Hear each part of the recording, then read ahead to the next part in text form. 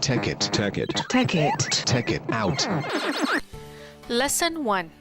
Get started with Google Forms. Students and teachers can use Google Forms to make surveys and quizzes, as well as other forms or registration sheets for data collection.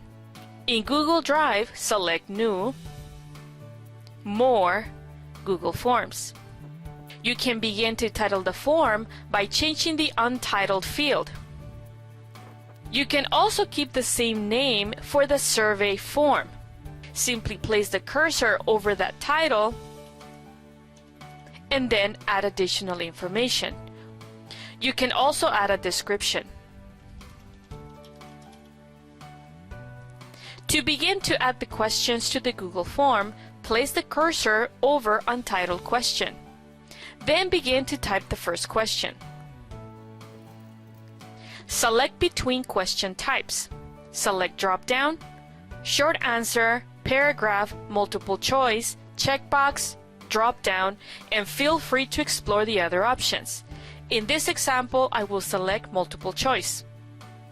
Google will also provide suggestions to add to the possible answers.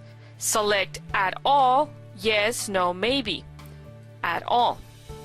If you decide to remove some of these options, hover your mouse over the X to remove.